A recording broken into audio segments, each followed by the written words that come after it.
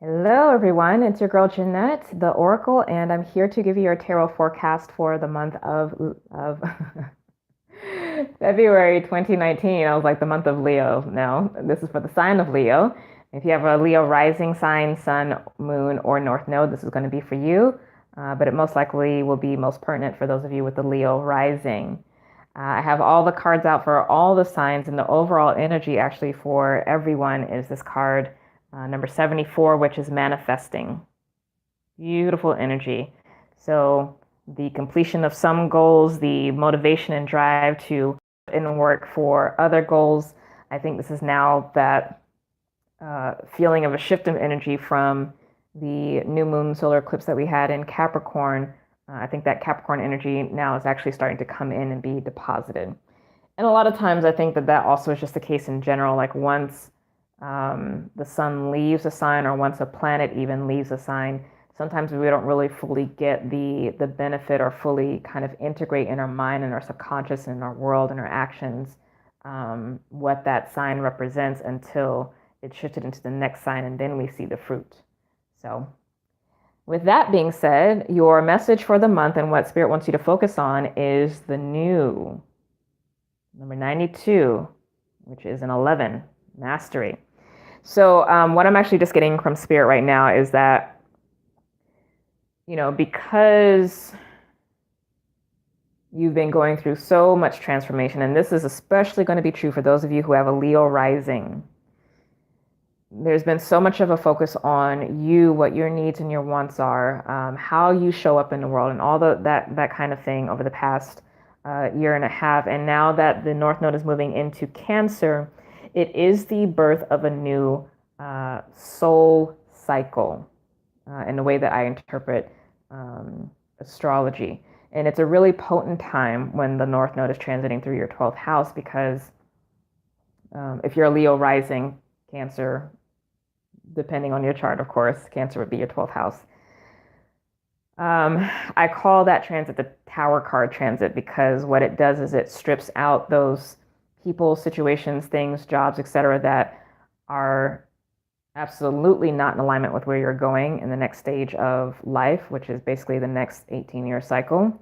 And it starts to, and that's the tough part, right? Because we don't want to let go of what's comfortable. But it also brings in destiny encounters with people, places, things, situations that help to fuel and align us and help us to manifest what is there for us for this next cycle. So it's both, okay? So with that being said, let me get a clarification for you. The song that just popped into my mind was A Whole New World from Disney's animated movie Aladdin. So that's going to be your song for the month. You're in a whole new world. And I heard a whole new king. So a whole new king, a whole new queen. Let's see what clarification Spirit, yeah. Emperor.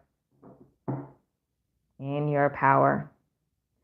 And this is being sent from the Four of Cups, which is emotional equanimity. Neutral emotions. That's beautiful.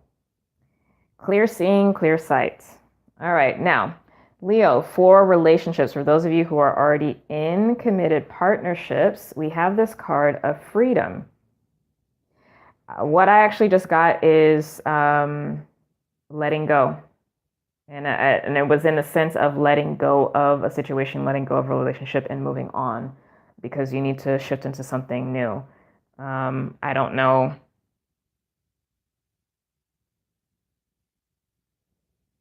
Actually, that message is for a lot of you.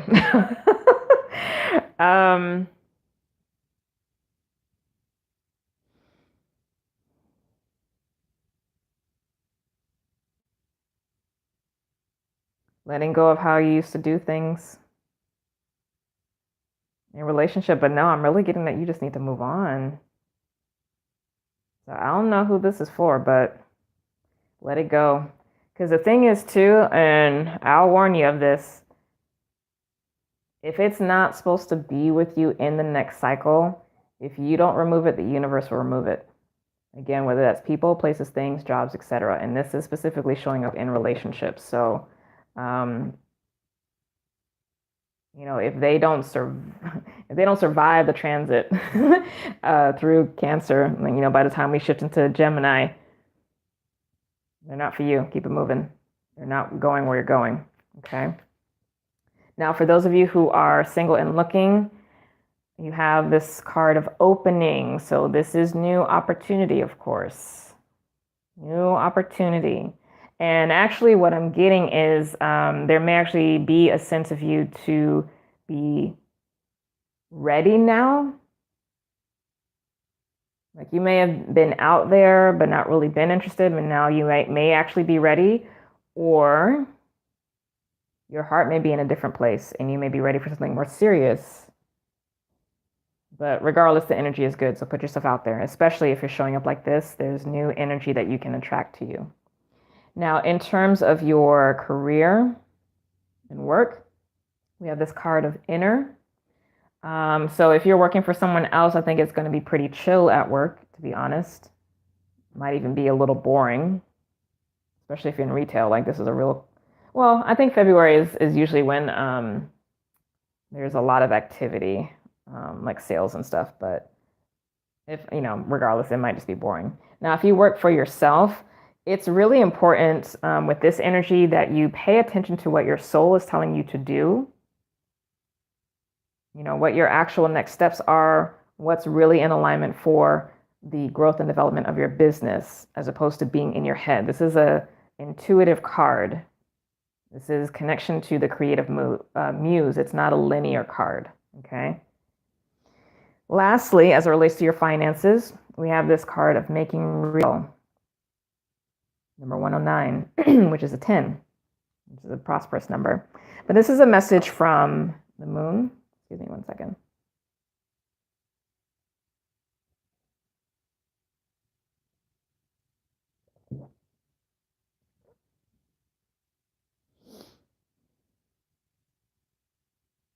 Okay, so I'm hearing you are responsible for what you create. And this is specifically related to your finances. I'm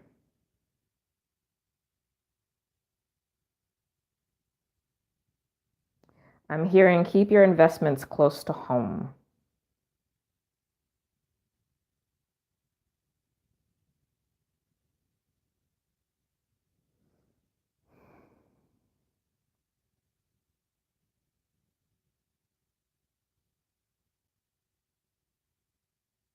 And also be mindful of who may be pulling at you for financial assistance.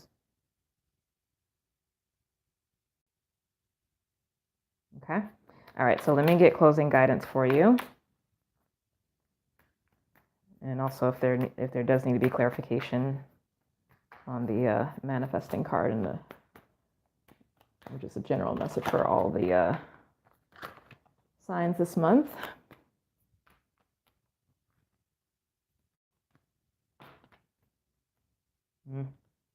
Ten of Pentacles, wealth, legacy, abundance, partnership, family, health, all those things. So yeah, you're in a really potent space, but this is what you are in the market for, and this is what you're laying the foundation for. Now, the message is actually being sent by the Five of Cups. So I think, again, as well, too, it's just like continue to let the releasing happen, because in particular for those with the rising sign Leo, let things clear out. If you do them on your own, if you know they need to go, or just if they leave, let them leave. Now, I'm actually getting a message to get you an additional card from a different deck. So this deck is Saints and Mystics.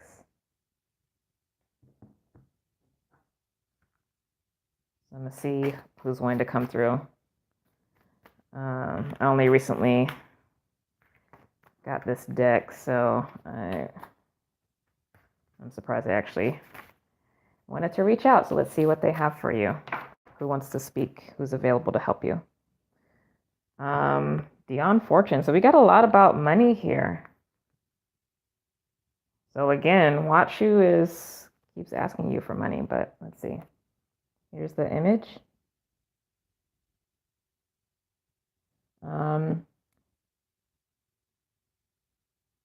It's actually about ceremony, but I saw Fortune. I was just like, money. You know where my mind is. Okay, so Dion Fortune is the ceremonial queen of power and light. So I'm just going to read this real quick. Dion Fortune was a female novelist, author, psychologist, British occultist, and experienced ceremonial magician of the early 20th century. A bright and intelligent child, she was born Violet Mary Firth and later adopted her author pseudonym Dion Fortune from her family's motto, Dio non fortuna, God, not luck. Wow. Wow, that just felt like a call out. That just felt like a call out. God, not luck. Do your work, Leo. Dion studied psychology and psychoanalysis and turned to the esoteric as she grew older and began to work. Dion was a natural psychic and displayed powerful abilities in mediumship, channeling, and clairvoyance. A brief yet pivotal time at the Theosophical Society inspired Fortune's legacy in establishing her own spiritual order, the Servants of the Light, a high-caliber school of psychic studies. In 1939, Fortune banded a coven of ceremonial magicians to aid her in a public magical ceremony to defend Britain against attack during World War II, a ritual known today as the Great Magical Battle of Britain. I did not know this. I'm going to have to research this. Dion ultimately died of leukemia in 1946. Interesting. But today her name and legacy lives and continues in her written works, regarded as essential classics to all modern psychics and healers of our age. Very interesting. I am going to read up on that. Thank you for that. My North Node is actually in Leo, so I am also receiving this message, and I'm also receiving that call out, God, not luck. Let me show you the card again. I'm going to read the last three things, and then I'll let you go. Okay, so the oracle meaning for the card, emotionally, this is saying emotionally, Dion overpowers self-sabotage and suppressed feelings and burdens, releasing emotional anchors rooted deep within the heart. She urges you to work with your emotions and not let them consume you when the intensity rises. Wow, I received that message. Spiritually, Dion heightens psychic abilities and advances metaphysical development. She teaches us to harness and tap into one's own personal energetic force at will, enabling power to become self-sufficient psychically and spiritually. She is an exceptional teacher in psychic self-defense and can appear in dreams, channeling her essence to share secrets and mysteries from beyond the veil. Okay, and then lastly, consciously, she enables awareness of higher levels of spiritual realities and can help process complex information in quick thinking. Dion aids in overcoming insomnia and synthesis. Oh, synthesizes?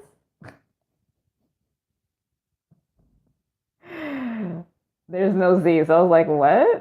It was written with an S.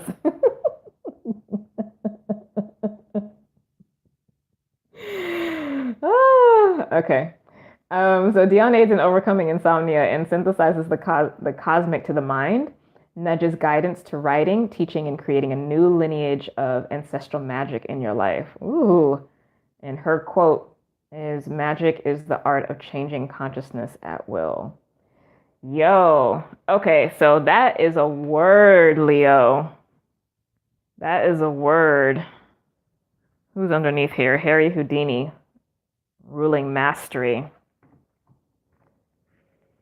That is a word for you and me. I receive.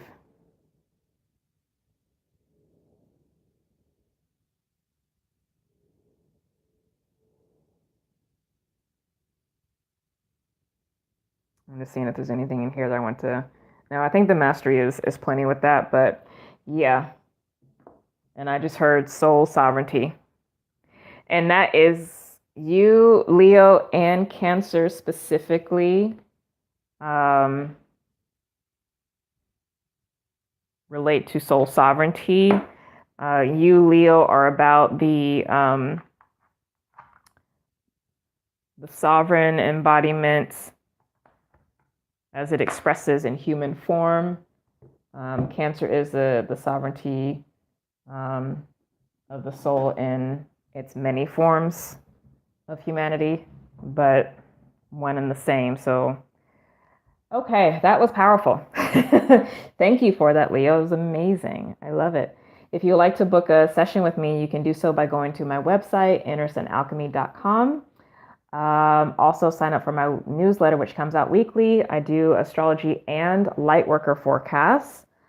And I will be announcing in the next couple of weeks the open enrollment for semester 2 of the Lightworker Academy. It's going to be brand new material. It's actually going to be a semester intensive.